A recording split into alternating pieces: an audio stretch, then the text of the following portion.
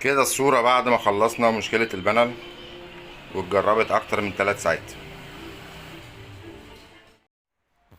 بسم الله الرحمن الرحيم. معانا شاشة فريش 32 بوصة، الموديل بتاعها 32 LH 320.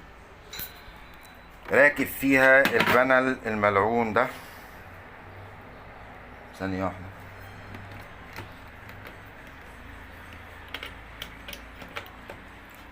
البانل الملعون دوت اللي مشاكله ياما، اللي هو رقمه 32 T24 COK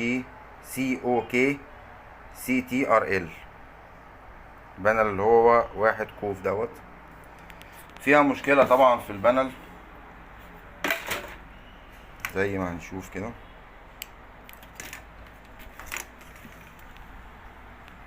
تفتح بالمنظر ده كويس، وبعدين تقلب دبل ايمج زي ما احنا شايفين كده.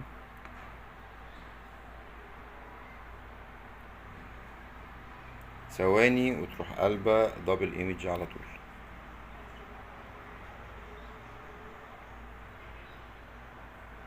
زي ما احنا شايفين، والالوان دي كده.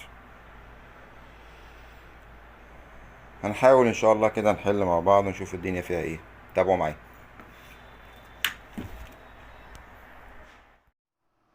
طبعا احنا عارفين البانل الريزل دوت ومشاكله اللي بتحصل. احنا هنا خلاص هقول لحضراتكم بقى المشكلة دي اتحلت ازاي. في حلول كتير قوي بتتم مع البانل دوت، منها ان انا باجي عند المقاومات بتاعت ال LC1 وال LC2 بخلعهم من مكانهم. ساعات بتشتغل، لو ما اشتغلتش بوصلهم بالفي جي اتش والفي جي ال. انا واخد هنا من الفي جي اتش وواخد هنا من الفي جي ال، من على المكثفات دي بتاعت الفي جي ال ده. في حلول تانية ان بنشيل مقاومات من عند الدي سي دي سي ونوصلها بالتلاتة وتلاتة، او ساعات بنوصل تبقى الحل بيبقى ب LC2 بس، وبديها جهد AVDD. لو ما اشتغلش بديها جهد 3 و3. الحلول كتير قوي للبانل الرخم دوت، بس يعني ولله الحمد عملتها كلها وما نفعتش. هي البانل دي على فكرة كانت راحت لأكتر من حد، بس الحمد لله لينا رزق ان هي تتعمل عندنا، وحضراتكم طبعا ليكم نصيب ان نصور الفيديو دوت. هنا الحل تم عن طريق ان انا رفعت مقاومات ال LC1 و LC2 واديتهم كالعادة من VGH و VGL. احيانا بيكون في مشكلة كمان على المسار بتاع الجهد بتاع ده VGH دي. VGH دي دوت في البانل ده بيبقى عليه 26 فولت، بيبقى عليه جهد 26 فولت. بيحصل ساعات شورت في الخط دوت، فانا هنا توصلت لمكان الخط على الكوف زي ما احنا شايفين كده. معلش انا بصور من غير الستاند فهحاول اوضح لكم الدنيا. هنا انا قطعت الخط من الناحيه دي بس ما ادانيش اي جديد.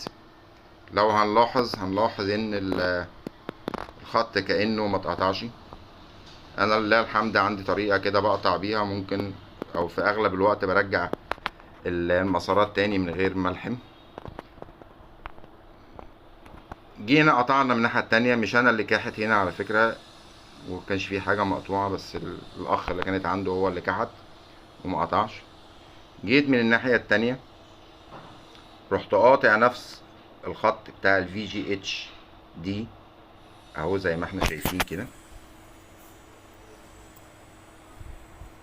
اهو. في جي اتش دي فظبطت معايا الصورة. يبقى يا جماعة احنا مش بنشتغل بثوابت، احنا بنفضل نحاول ونعافر، واللي ربنا كاتب لنا فيه رزق ان احنا نتعلم منه او ناخد منه مكسب مادي ان شاء الله هنعمله ونفيد حضراتكم بيه ونتشارك مع بعض المعلومات اللي بتجيلنا. يبقى البانل المقرف دوت، البانل المتعب ده، ليه حلول كتير. ربنا اكرمنا واتحل معانا بان احنا قطعنا الفي جي اتش دي من الجنب الشمال ده، قطعنا من اليمين هنا ما نفعش الخط ده لوحده، لا رجعناه وقطعنا من الجنب اليمين. ما ادتش معايا استقرار قوي، لسه في دبل ايمج. رحت رافع ال سي 2، يعني تحسن بسيط. رفعت ال سي 1 هي كمان زادت ما اتحسنتش. رحت جاي مغذيهم بفي جي اتش من هنا وفي جي ال من هنا. لو ما اشتغلتش معاك على العدله، مثلا هنا ال سي 1 مديها في جي اتش وال سي 2 مديها في جي ال، ممكن اقلبهم لو الدنيا ما اتحسنتش معايا. ساعات بتشتغل كده وساعات بتشتغل كده. وورينا لحضراتكم الصوره في اول الفيديو، بس كانت طبعا لقطه بسيطه. وبعد التجربه طبعا حوالي 4 أو 5 ساعات هوريلكم صوره تاني دلوقتي.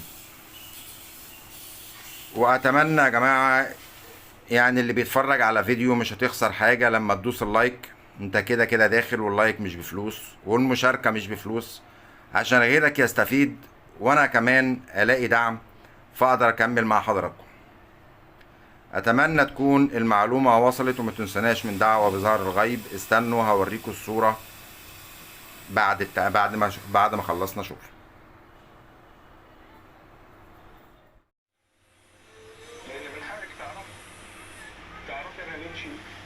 دي الصورة بعد تجربة عدد طويل من الساعات.